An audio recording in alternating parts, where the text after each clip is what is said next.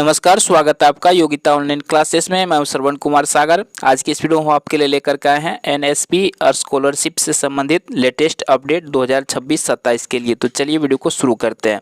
तो जैसा कि आप देख पा रहे हैं, मेरे पास एक पेपर कटिंग है और इसमें बताया गया है कि एक साथ कई छात्रवृत्ति के लिए कर सकते हैं आवेदन। इसका क्या मतलब हुआ, जानेंगे इस वीडियो में। तो चलिए शुरू करते हैं। तो जैसा कि यहाँ पे बताया गया है, केंद्र सरकार ने राष्ट्रीय छात्रवृत्ति पोर्टल एनएसपी, देखिए भारत सरकार का बहुत सारा छात्रवृत्ति योजना है और उन सभी के लिए अप्लाई जो होता है एनएसपी पोर्टल पर होता है, ठीक है। और इस पोर्टल पर पहले नियम क्या था कि आप किसी एक ही स्कॉलरशिप के लिए आवेदन कर सकते हैं।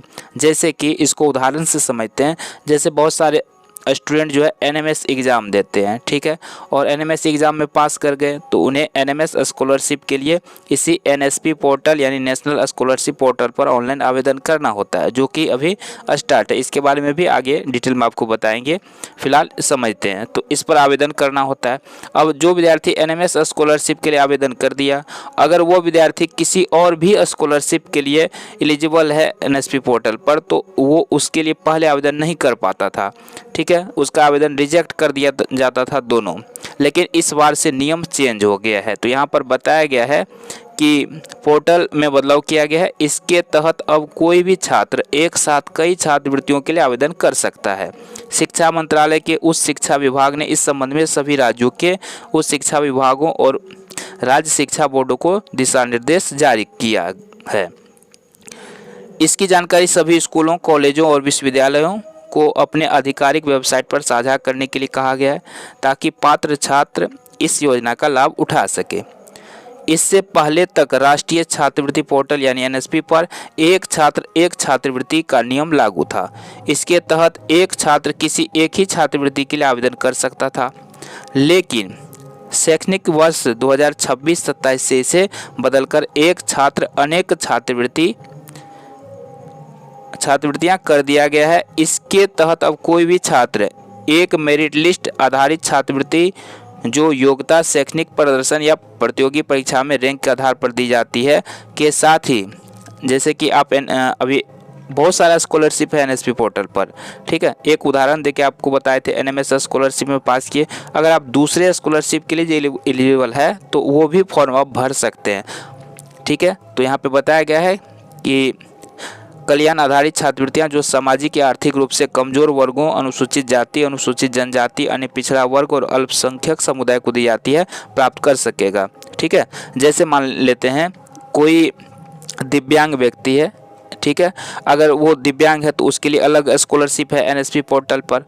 अब वो विद्यार्थी क्या होता है कि एनएमएस स्कॉलरशिप में भी पास किया है, तो पहले तो ये नियम था कि वो एनएमएस पास किया तो एनएमएस स्कॉलरशिप लेगा, या दिव्यांग वाला स्कॉलरशिप है उसके लिए तो वो उस स्कॉलरशिप को ले सकता है। तो एक उसको छोड़ना पड़ता था। लेकिन अब ये फ़ायदा है छात्रों के लिए कि आप दोनों, अगर 3 के लिए एलिजिबल है तो तीनों ले सकते हैं। जैसे अल्पसंख्यक के लिए अलग से स्कॉलरशिप है, तो वो एनएमएस पास किया तो पहले एनएमएस ही ले सकता था।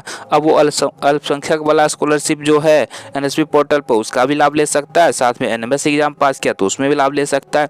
और भी कोई इस तरह का होगा परीक्षा तो उसमें अगर पास किया तो वो भी फॉर्म भर के उसका भी लाभ ले सकता है। तो ये फ़ायदेमंद है आप लोगों के लिए, ठीक है।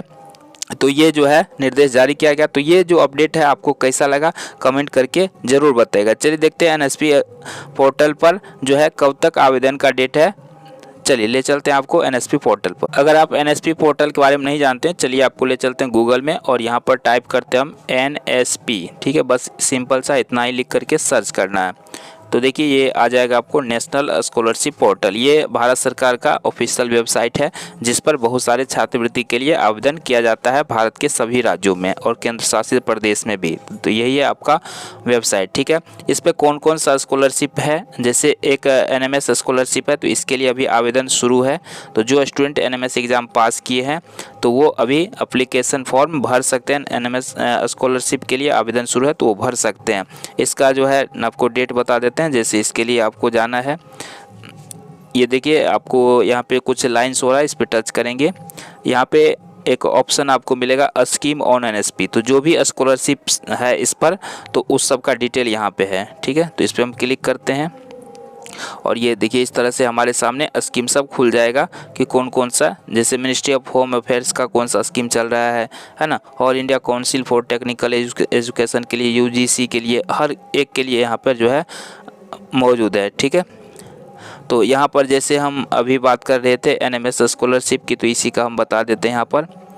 ठीक है, तो देखिए ये सारा जितना भी है सब डिपार्टमेंट का अलग अलग स्कॉलरशिप है। जैसे हम एनएमएस स्कॉलरशिप ये है उसका department of school education and literacy.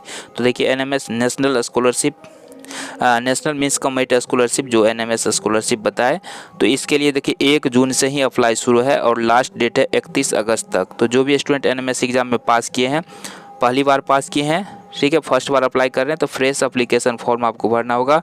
और जो 1-2 बार 3 बार पैसा ले चुके हैं तो वो रेन्यूअल करेंगे और उसका भी डेट 31 अगस्त तक है। तो आप लोग फॉर्म भरिएगा।